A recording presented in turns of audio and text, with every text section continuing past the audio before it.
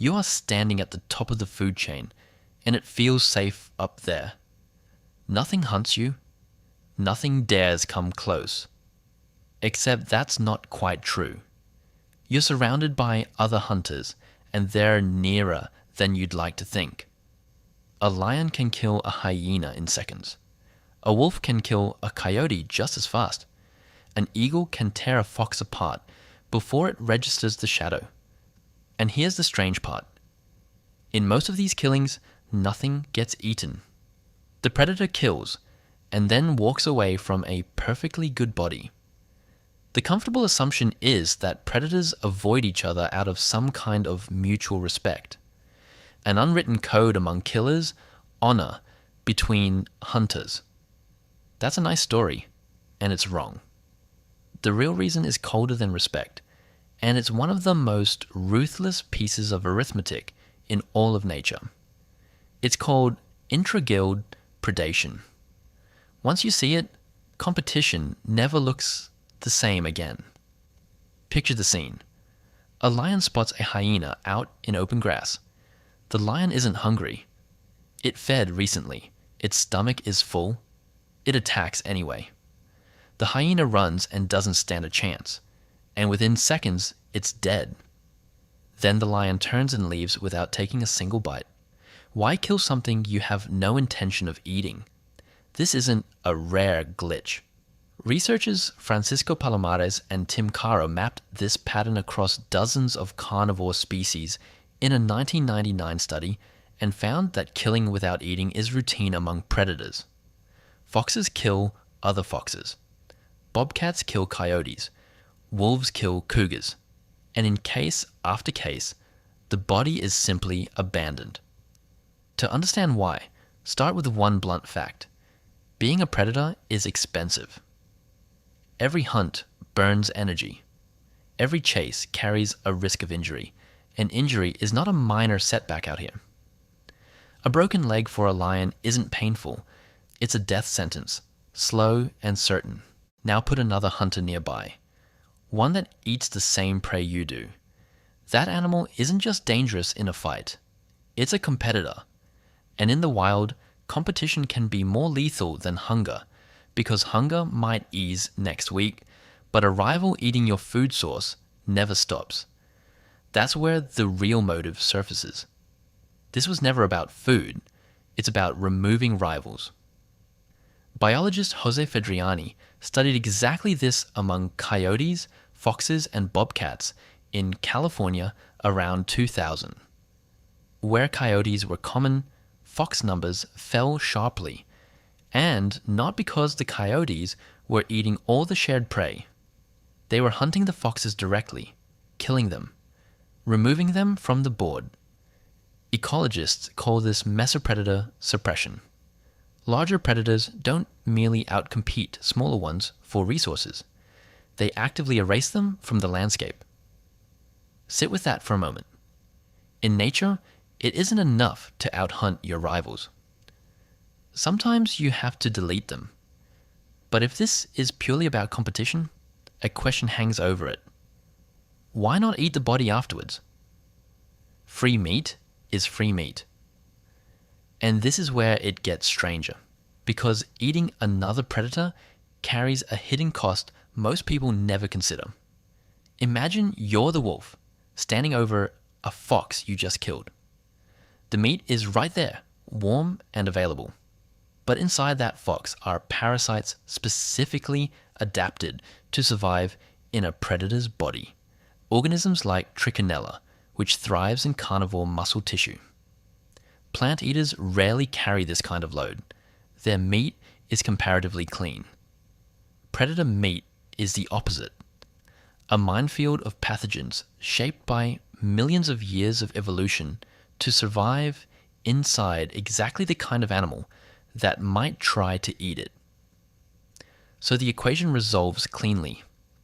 Killing a rival costs energy, but removes a permanent threat. Eating that rival adds real disease risk for very little extra nutrition. The rational move is brutal and simple. Kill it, leave it, walk away. There's another layer underneath, and it has nothing to do with parasites. It's about the prey. Every ecosystem holds a finite amount of food. A forest supports only so many rabbits. A grassland supports only so many antelope. When two predator species hunt the same animal, they aren't just competing for territory. They're drawing down the same shrinking pool. Ecologists call this exploitation competition, and it's silent. No fight, no blood. Just one species slowly starving while the other thrives. Imagine you are a bobcat. The rabbits in your range are vanishing. Not because your hunting it has failed, but because a coyote pack 3 miles away is clearing them faster than they can breed back. You never see the coyotes. You just feel the hunger arrive. That's why so many predator conflicts aren't really about violence. They're about who empties the pantry first. And these effects ripple outward far beyond the two animals involved. Yellowstone is the clearest case. When wolves were reintroduced in 1995, coyote numbers collapsed almost immediately. Ecologist William Ripple and colleagues documented the shift in the years that followed. The wolves weren't simply outcompeting coyotes for food. They were hunting them down.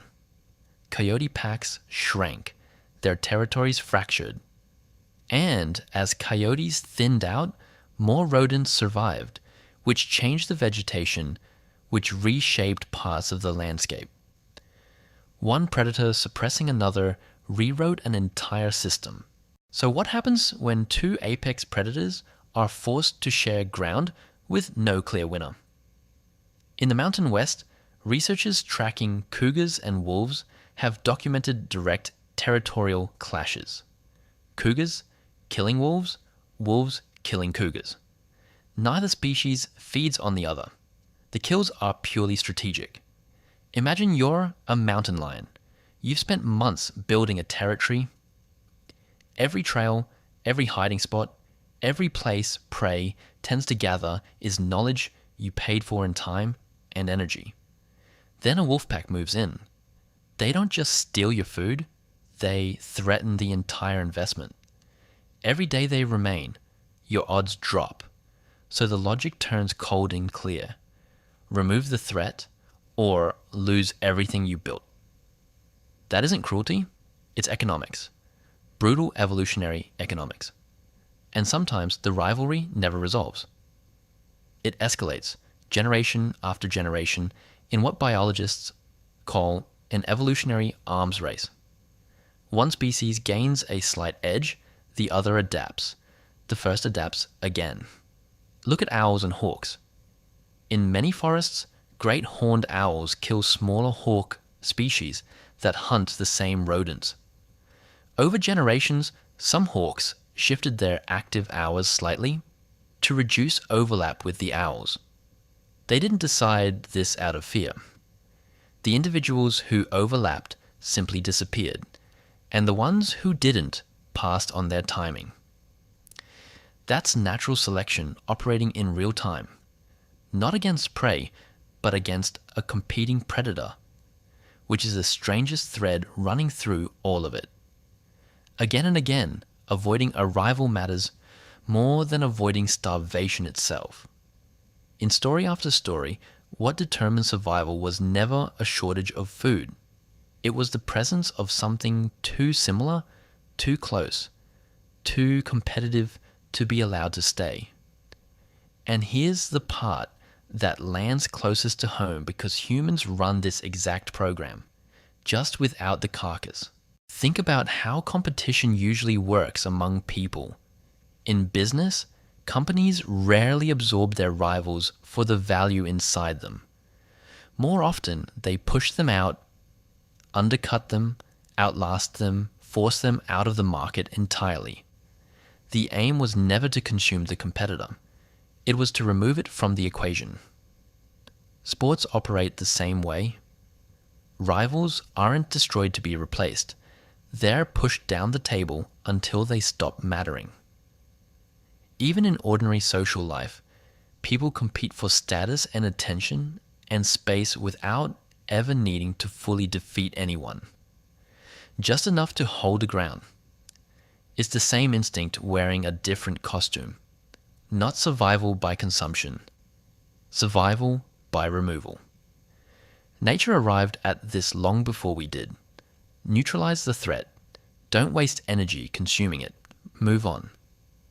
And maybe that's the uncomfortable core of the whole thing. We like to believe competition is about being the best, about proving we're superior. But a great deal of the time it's simpler and less flattering than that.